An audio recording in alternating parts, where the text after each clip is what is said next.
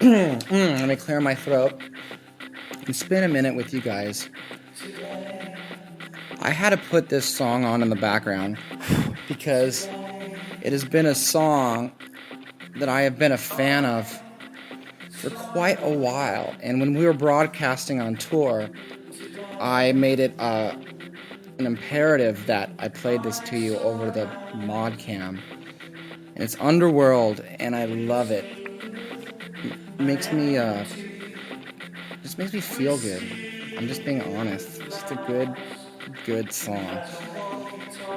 You know what? I was listening to a really cool radio interview last night, and this guy wrote a book called Human De-Evolution, and he was talking about how there's proof that basically human beings have been on Earth for like 100 million years, 140 million years, and he was talking about these incredible things they found at depths in the Earth's crust that really show that we have been flourishing as a society and then disappearing, and then flourishing and then disappearing. And he starts really showing the science as to how the human body was a vehicle made by a higher self. That human consciousness is basically, how do you explain it? Human consciousness is like a different dimensional existence and a much more intelligent existence, and whoever is in charge in that realm created these vehicles to experience matter. So the human body is a vehicle for the intelligences in the dimension of consciousness to experience physical matter. So whether you're a plant, an animal like an ape or a dog, or a human being. And I thought this was a really interesting idea or theory. And so I was listening to him, and I'm going to go read the book. I'm going to let you guys know how it is. It was really blowing my mind. And I think it's something that we should look into as a group here, because your experience on Earth is very important. I also read another, I think I said this before, I read in another book that human life is a star's way of getting to know itself.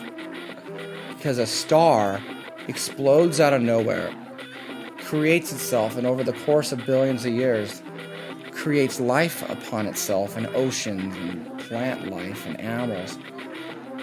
And then people roam Earth and create amazing things. And they experience. But people themselves still come from the same matter that the star originated from. So there's only one element, one group of elements that create a star, and from that same group of elements create human life. Kind of like how your body creates fingernails and hair. They're still a part of your body. Well, I thought that was kind of a cool way to think about it too, that human beings are roaming the Earth so a star itself can experience what is going on its giant, vast self. I don't know. We don't have to be that deep right now. I thought it was interesting.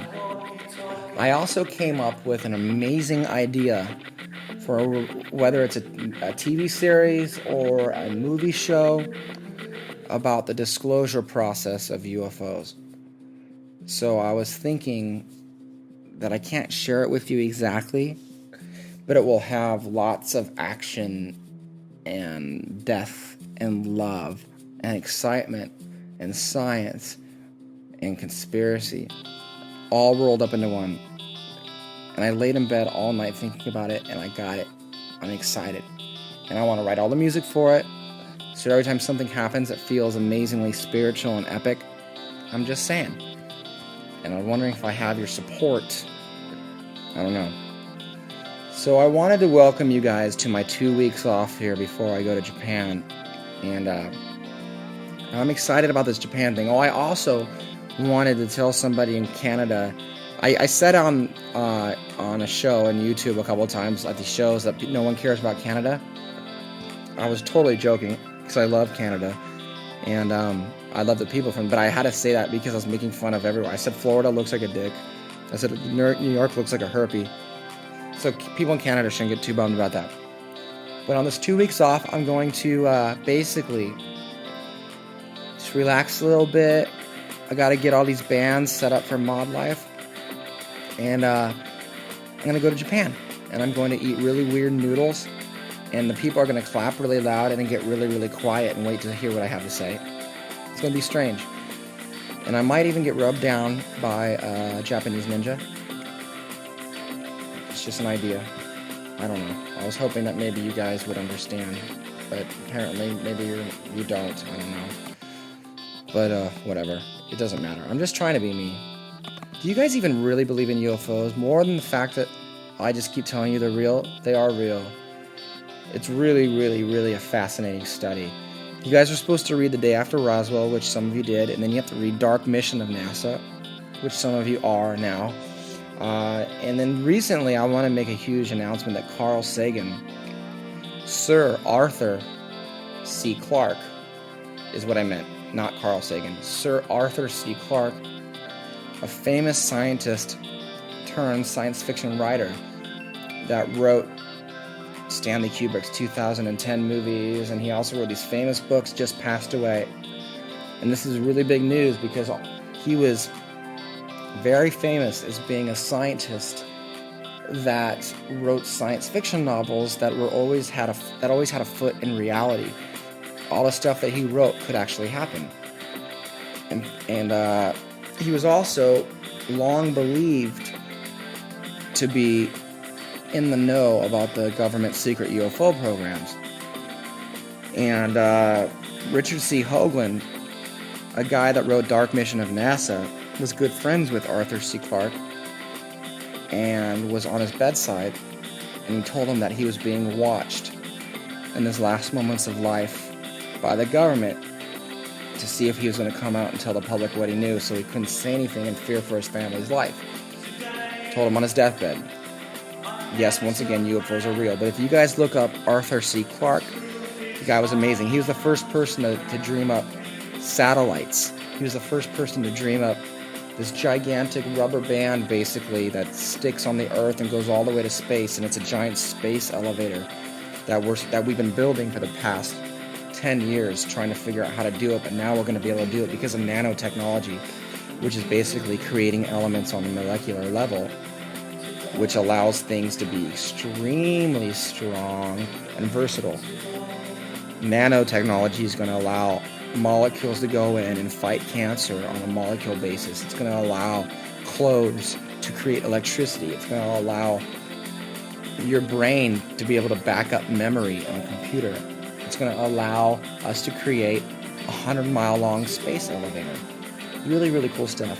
But I just got Arthur C. Clarke's book, Cosmos, which is a very, very famous book about what life will be like in the future. And so I'm really excited to read it. It's good stuff. I also want to say my new hero is Neil Armstrong. You got to go out and watch the documentary In the Shadow of the Moon.